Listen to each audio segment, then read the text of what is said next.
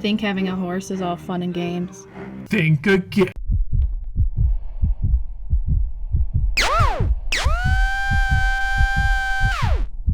This is a depressing follow-up to Stu going into training. I actually never imagined that this would happen to me because my horses have all been super duper healthy, and I guess I just lucked out. In my 20 years of horse ownership, I have never had an issue at all. So this is kind of crazy to me. But here I am now with a significantly lighter wallet, with a horse that is now colicked and had to go to the emergency hospital. So let me set the scene for you. I was preparing to take my very first lesson on Stu. He's been in training for several weeks now, but I have not been able to ride him because they wanted to make sure I was safe. Now, they might be coddling me a little bit, but I am a mother of 3 children, and I don't want to, die.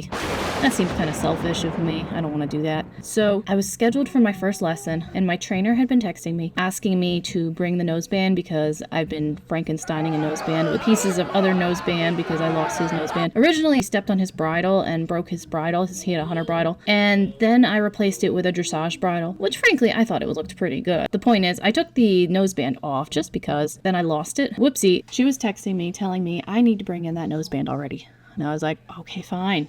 Get off my back, Mom. When she called me later that evening, I thought she was planning to remind me yet again to bring in the noseband because she just didn't trust me, which is fair. Instead, she told me that Stu is now choking. She called the vet because she couldn't get it cleared. But when the vet actually showed up, my trainer had cleared it, but now the horse was colicking. They worked on it for a while, and then they said he was just too bad, and they had to take him to the vet clinic. The very first thing they did was weigh him, so he got to step on the scale, and I finally learned how much my big man weighs. He is probably 17 hands, so guess how much he weighs? You guessing?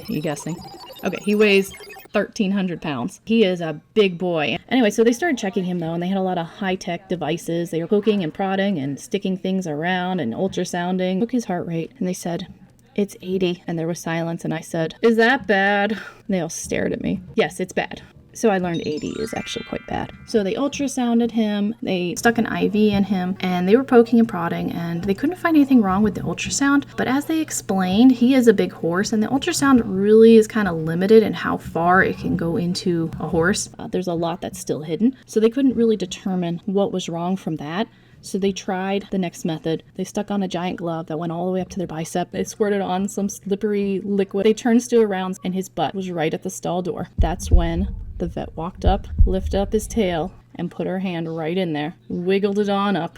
And then another person walked up, put a glove on their hand, squirted on some liquid. It was the intern who had to do it as part of her internship. So they determined that the small intestine was too high. So it's interesting, with all this medical advancement, the method that still worked, they could have done that hundreds of years ago. Stick your arm up the old bum and feel around. Very advanced technology there. Although what is nice technology is plastic gloves. So having determined a possible cause, we began to talk about treatment. One of the things she said was an option was surgery to move the small intestine down or kind of investigate and see what's going on in there. She told me that would cost about $20,000. Now, I love my horse, and that's basically asking, do you love your horse $20,000 enough? But the truth is, I think colic surgery goes beyond that. This is the first time I've had to make this decision, and my trainer was actually talking to me about it because she knew this was the first time I've had to make this decision. I think it can be a knee-jerk reaction to say, yes, save them, whatever it costs. Colic surgery doesn't just end with the surgery. It's a surgery. So the horse has to be in stall rest for a long time, 3 months at least. They also have to wear a sling the whole time. Stu did it. He'd need a custom sling because he's so big. Custom horse belly sling would be about $1,000. And then even after they've recovered, there's no guarantee that you're getting the same horse back again. They change. They've just had surgery. It's very traumatic for them. Or, my trainer told me, she had this happen once with one of her horses. Horse died a year later from complications. It's not a fix. It could be just a put down the road kind of thing. And then, from a very practical standpoint, $20,000 is a lot of money. $20,000 would buy you another horse. That's a lot of money to spend on not a guarantee. Now, I should point out, if you have insurance, it's very different for you. Stu used to have insurance. I let it go because I wasn't really doing much with him. Now that I am doing something with him, I think I'll be looking into that again. But right now, he doesn't have insurance. If he did have insurance, it wouldn't be $20,000. I mean, it would be initially, and then the insurance pays you back. So that's the benefit of having insurance. So if you do have a valuable horse, I do recommend get insurance on your horse because it's worth it.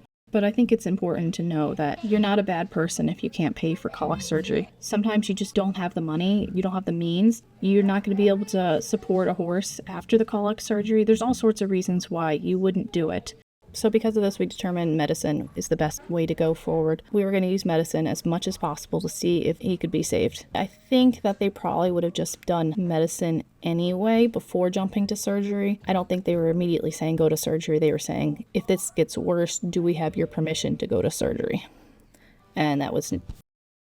At this point, it was time to head home because, of course, this would happen on a Friday night on a holiday weekend. They said they would call if anything happened, so no news was good news. So with that, I went to sleep and did not get a call, so that was good news. Hello? Good morning, Courtney. How are you? Good, how are you doing? We are doing all right here. So let me kind of give you a report. So he actually had a really good night. He is much less bloated. So the one thing that changed overnight is he did start coughing, and he has nasal discharge. Well, remember he was choked. Yes. There was interventions made to try to get him to be unchoked. He has pneumonia. Okay. This is something that usually resolves better though, right? Usually horses come back from that? I would give you a solid good prognosis, which puts you in like the 70 to 80% range. I wasn't happy about him getting pneumonia, but I was pretty confident he would recover from that. He was in the hospital for 4 days total, and he recovered fully. I was really happy about that. It was super duper expensive though. And then he required time off. So this is kind of a bummer because he's at a training barn. The barn is very expensive, and so now I'm paying for training when he can't even get training. He's on doctor's orders to take it slow, which is fine if that's what he needs. I have been enjoying just walking him, and he'll be trotting soon, and then hopefully back to cantering, and hopefully back to jumping. But it'll probably be a month before he's back to where he was, which really stinks because it's expensive. Man, horses are expensive. This is really going to cut down on the amount of time he could spend there because that blew my whole budget. He's probably going to come home at the end of summer where he can live in my backyard with 2 fat ponies. Not quite the glamorous life he's gotten used to now, but I can afford it, so that's a plus. So hopefully it's just a little blip and he'll be doing better soon. Hopefully there'll be actual positive progress soon. Thanks for watching. Bye.